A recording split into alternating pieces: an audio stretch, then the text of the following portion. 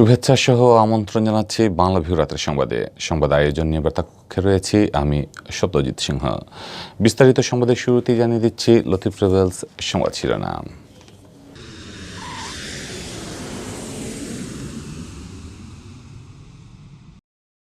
সাফ অনূর্ধ্ব ১৯ নারী চ্যাম্পিয়নশিপে চ্যাম্পিয়ন বাংলাদেশ। উত্তেজনাপূর্ণ ম্যাচে ১-০ গোলে হারিয়েছে ভারতকে।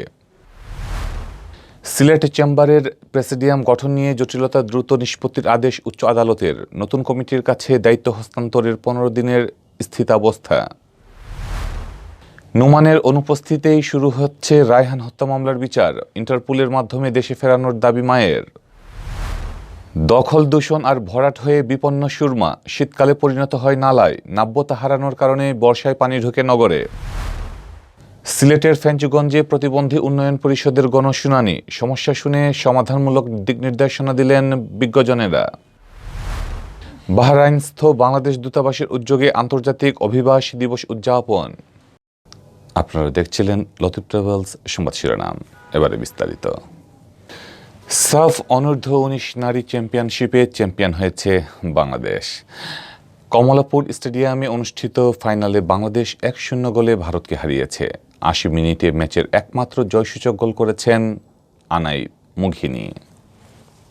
খেলার শুরু থেকে একের পর এক আক্রমণ করেও গোল পাচ্ছিল না বাংলাদেশ। ৮০ মিনিটে আসে সেই মহেন্দ্র খান। ব্যাকহিল পাস দেন রিপা, বক্সের বাইরে থেকে শট নেন আনাই মুঘিনী। ভারতের গোলরক্ষক বলের ফ্লাইট বুঝতে পারেননি। তিনি বলে হাত লাগালেও গোল লাইন অতিক্রম করা থেকে বিরত রাখতে পারেননি। গোল লাইন অতিক্রম করার সঙ্গে সঙ্গে নেচে ওঠে কমলাপুর স্টেডিয়াম। বাংলাদেশ পুরো ম্যাচে আধিপত্য বিস্তার করে খেলেছে। বাংলাদেশ ম্যাচের লিড পেতে ১৬ মিনিটেই ভারতের গোলরক্ষক ভুল করে গ্রিপে নিতে পারেননি। তহুরার নেয়া শট ভারতের গোলরক্ষক গোল লাইন সেভ করে। বাংলাদেশের ফুটবলারদের দাবি ছিল বল লাইন ক্রস করেছে। রেফারি অবশ্য তার অবস্থানে অনড় থাকেন। রিপ্লেতে অবশ্য দেখা গেছে বল লাইনের ওপর ছিল। ৭৬ মিনিটে অবশ্য বল গোল লাইন ক্রস করে জালেও গিয়েছিল। সহকারী রেফারি অফসাইডের পতাকা তুলেন। বাংলাদেশের প্রতিপক্ষ ছিল ক্রসবারও।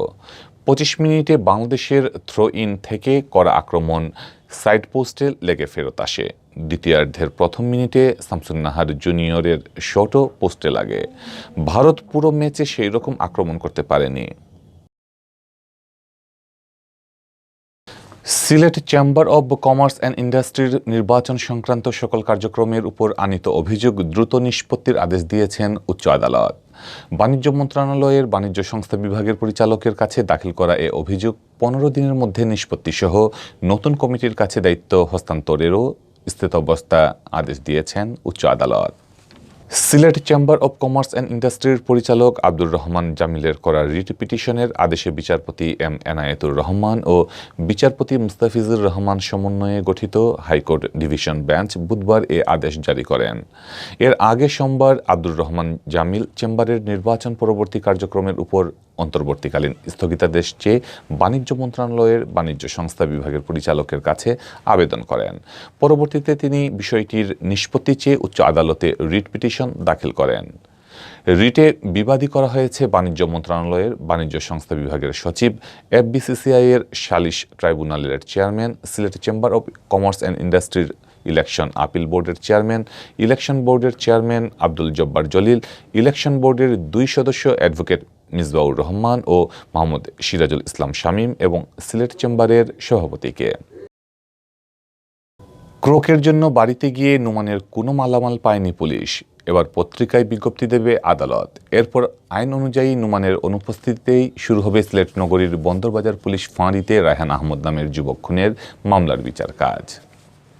বুধবার মামলার ধার্য তারিখে আবদুল্লাহ আল নোমানের ব্যাপারে আদালত এমন আদেশ দিয়েছেন বলে জানিয়েছেন বাদীপক্ষের আইনজীবী barrister M A Fazal Chowdhury.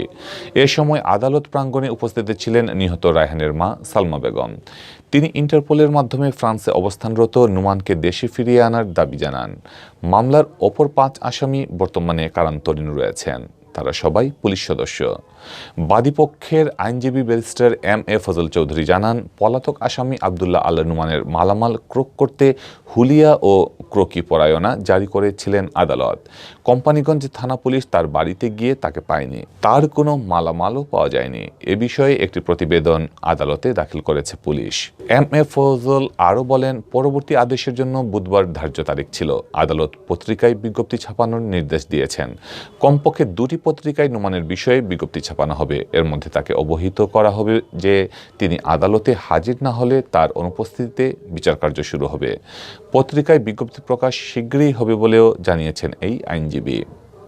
পরোয়ানা মানে তার কোনো মালামাল আছে কিনা, তার মালিকানাধীন, সেটা থাকলে সেটা ক্রোক করার জন্য, যেহেতু সে নাই, হুলিয়া এবং ক্রুকি পরোয়ানা P&A প্রক্লামেশন অ্যান্ড অ্যাটাচমেন্ট এটা জারি আদালত করেছেন এবং এটা পুলিশ এটা এক্সিকিউট করেছে। কোম্পানীগঞ্জ থানা পুলিশ তার বাড়িতে গেছে, তার সংশ্লিষ্ট ঠিকানায় গিয়েছে, সেখানে গিয়ে তারা পায় নাই বিধায় একটা রিপোর্ট মাননীয় আদালতে দাখিল করেছে।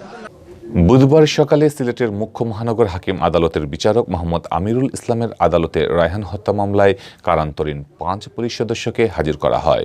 এই 5 পুলিশ সদস্য হলেন বন্দরবাজার ফাঁড়ির তৎকালীন incharge SI Akbar Hossain Bhuiyan, 2IC SI Hasan Uddin, ASI Ashek Elahi, constable Titu Chandra Das ও হারুনুর রশিদ। রায়হানকে নির্যাতনের সময় এদের সবাই বন্দরবাজার ফাঁড়িতে কর্মরত ছিল। পরে তাদেরকে সাময়িক বরখাস্ত করা হয়। এর বাইরে মামলার আসামি করা হয় কোম্পানীগঞ্জ উপজেলার বুড়িডহর গ্রামের ইসরায়েল আলীর ছেলে আবদুল্লাহ আল নুমানকে। এসআই আকবরের সহযোগিতায় ফাঁড়ির সিসি ক্যামেরার হার্ড ডিস্ক পরিবর্তনের অভিযোগে তাকে আসামি করা হয় ওই মামলায়। নুমান বর্তমানে ফ্রান্সে অবস্থান করছে বলে নিজেই গণমাধ্যমকে জানিয়েছে। 5 আসামির উপস্থিতিতে আদালত নুমানের মালামাল ক্রোক নিয়ে পুলিশি প্রতিবেদন দেখে পত্রিকা বিজ্ঞপ্তি প্রকাশের আদেশ দেন। এর আগে গত 5 ডিসেম্বর নুমানের বিরুদ্ধে গ্রেফতারি পরোয়ানা ও তার মালামাল ক্রোকের পরোয়ানার বিষয়ে শুনানির তারিখ ধার্য ছিল, কিন্তু পুলিশের কাছ থেকে সেদিন পরোয়ানার প্রতিবেদন না পাওয়ায় শুনানি পিছিয়ে বুধবার নির্ধারণ করা হয়। এদিকে আদালত প্রাঙ্গণে উপস্থিত সাংবাদিকদের কাছে রায়হানের মা সালমা বেগম নিজের নিরাপত্তা নিয়ে শঙ্কা প্রকাশ করেন। তিনি বলেন, মামলার প্রধান সাক্ষী নাকি আত্মহত্যা করেছেন, অন্য এক সাক্ষীকে হুমকি দেওয়া হচ্ছে। এই অবস্থায় কারান্তরীণ আসামিরা ছাড়া পেলে তিনি ও তার পরিবার নিরাপত্তাহীনতায় পড়বেন। সিলেটের শিশু রাজন ও বুয়েটের শিক্ষার্থী আবরার হত্যাকাণ্ডের বিচারের প্রসঙ্গ টেনে সালমা বেগম বলেন, রাজন হত্যাকাণ্ডের বিচার যেভাবে দ্রুত হয়েছে, আমিও চাই রায়হান হত্যার বিচারও একইভাবে হোক।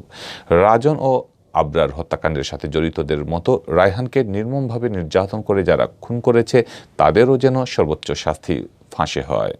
মামলার একমাত্র পলাতক আসামি নুমানকে ইন্টারপোলের মাধ্যমে দেশে ফিরিয়ে এনে বিচারের মুখোমুখি করার দাবি জানিয়ে রায়হানের মা বলেন, এর আগে রাজন হত্যা মামলার আসামিকেও সৌদি আরব থেকে সরকার ধরে নিয়ে এসেছে। সরকার চাইলেই নুমানকে দেশে ফেরাতে পারবে। তাহলে এই 6 জনের যাতে ফাঁসি হয়, এইটার জন্য আমি সরকারের কাছে আকুল আবেদন করব। তা না হইলে এরা যদি বাইর হয়, আমি তো আগে প্রথমেই তারা আমার আগে লুবব, তার বাদে তারা আরো জনগণ মারব। সিলেটবাসীর পক্ষ থেকে সিলেটবাসীর কাছেও আমি বলবো যে আপনারা সবাই আমার সাথে সহযোগিতা করে এই 6 জন খুনিরার ফাঁসিতে আওতায় আনাও। গেল বছরের 11 অক্টোবর ভোরে সিলেট শহরের আখালিয়ার এলাকার বাসিন্দা রায়হান আহমদকে বন্দরবাজার পুলিশ ফাঁড়িতে নিয়ে নির্যাতন করা হয়। পরে তাকে সিলেট ওসমানী মেডিকেল কলেজ হাসপাতালে ভর্তি করা হলে তিনি সেখানে মারা যান। পরদিন তার স্ত্রী তাহমিনা আক্তার তান্নি কোতোয়ালি থানায় হত্যা মামলা দায়ের করেন। সিলেট নগরীর বুক চিরে বয়ে গেছে সুরমা। শতস্বিনী এই নদী একসময় ছিল সিলেটের লাইফলাইন। নদীর তীর ঘেঁষেই গড়ে উঠেছিল ব্যবসা বাণিজ্যের পাইকারি হাট মোকাম। সেই হাটগুলো এখনও সরব, ক্রেতা বিক্রেতাদের পদচারণায় ব্যস্ত থাকে দিনভর। পাড়ের ওই কোলাহল দেখে নীরবে কাঁদে এক সময়ের প্রমত্তা সুরমা। যৌবন হারানো সুরমার কান্না যদিও শোনার নেই কেউ। দখল দূষণ আরও ভরাটে সুরমা আজ বিপন্ন। শীতকালে শতস্বিনী সুরমা রূপ নেয় নালায়। স্থানে স্থানে জেগে ওঠা চড়ে চাষাবাদ হয় সবজি। আবার কোথাও আয়োজন হয় বিভিন্ন ক্রীড়া অনুষ্ঠানের। বর্ষায় নাব্যতা হারানো সুরমা তার পানি উগড়ে দেয় লোকালয়ে।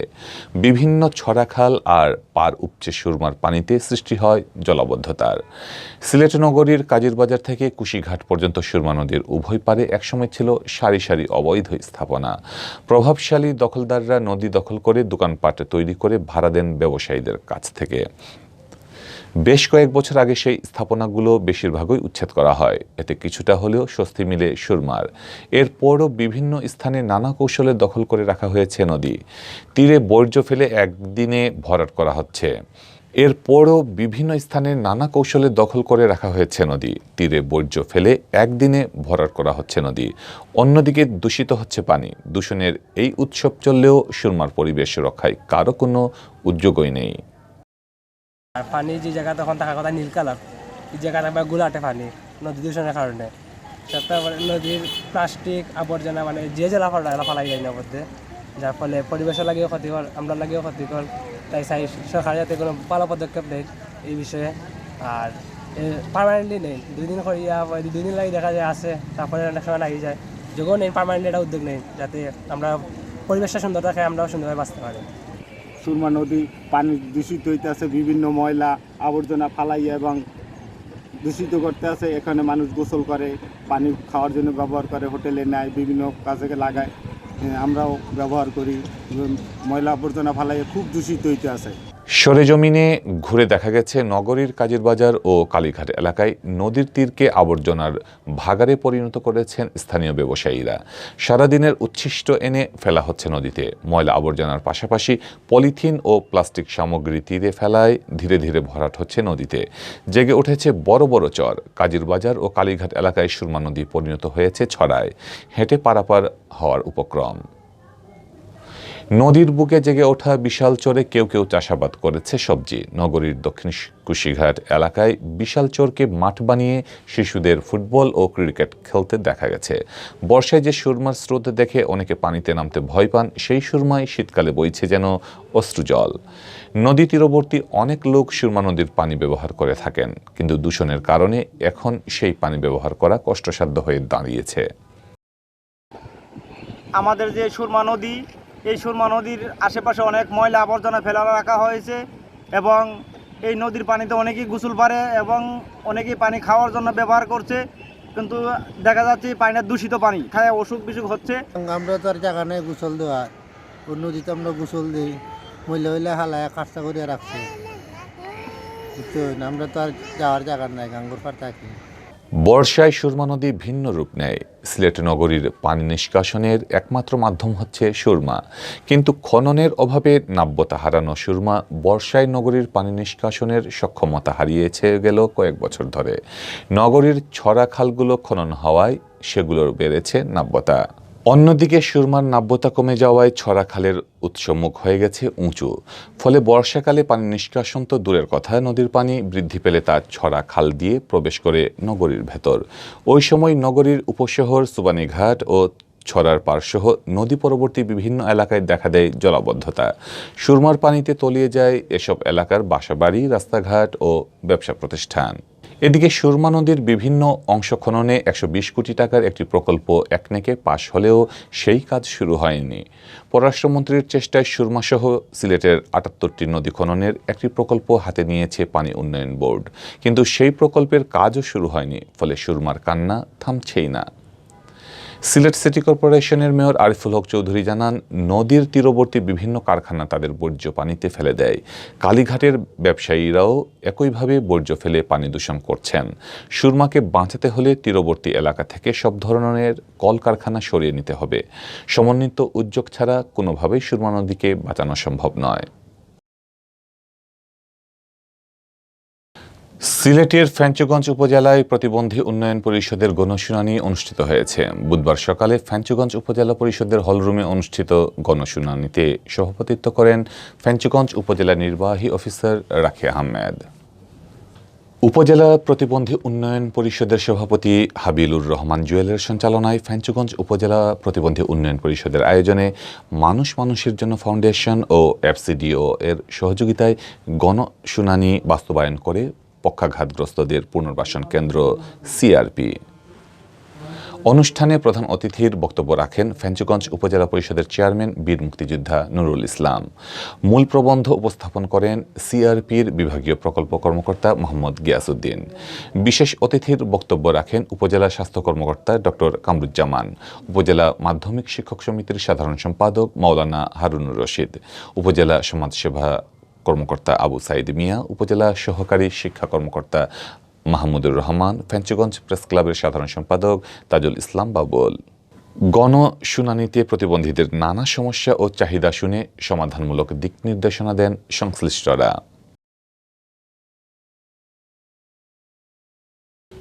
শতবর্ষে জাতির পিতা, সুবর্ণে স্বাধীনতা, অভিবাসনে আনব মর্যাদা ও নৈতিকতা, এই স্লোগানে আন্তর্জাতিক অভিবাসী দিবস উদযাপন করেছেন বাহরাইনস্থ বাংলাদেশ দূতাবাস। বাহরাইনের রাজধানী মানামায় বাংলাদেশ দূতাবাস প্রাঙ্গণে স্থানীয় সময় শনিবার সকাল 10টায় দূতাবাসের শ্রম কাউন্সিলর শেখ তৌহিদুল ইসলামের পরিচালনায় মোহাম্মদ নাজমুল হাসানের কুরআন তেলাওয়াতের মাধ্যমে অনুষ্ঠান শুরু হয়। এ সময় রাষ্ট্রদূত ডক্টর মোহাম্মদ নজরুল ইসলাম, দূতালয় প্রধান মোহাম্মদ রবিউল ইসলাম, দূতাবাসের প্রথম সচিব মোহাম্মদ হারুনুর রশিদ এবং কর্মকর্তা, কর্মচারী ও কমিউনিটির নেতৃবৃন্দ উপস্থিত ছিলেন। দিবসটি উপলক্ষে রাষ্ট্রপতি, প্রধানমন্ত্রী, পররাষ্ট্রমন্ত্রী ও প্রবাসী কল্যাণ মন্ত্রীর দেয়া বাণী পরে শোনানো হয়। অনুষ্ঠানে বক্তব্য রাখেন ডক্টর অর্জুন, প্রকৌশলী ডক্টর শাহ আলম। অভিবাসী দিবস উপলক্ষে দূতাবাসের আয়োজনে চিত্রাঙ্কন প্রতিযোগিতায় অংশগ্রহণকারী বিজয়ী বাংলাদেশ স্কুলের ছাত্রছাত্রীদের পুরস্কার বিতরণ করেন রাষ্ট্রদূত। এই ছিল এখনকার মতো সংবাদ। পরবর্তী আঞ্চলিক ভাষার সংবাদ দেখার আমন্ত্রণ জানিয়ে বিদায় নিচ্ছি। সাথে থাকার জন্য ধন্যবাদ।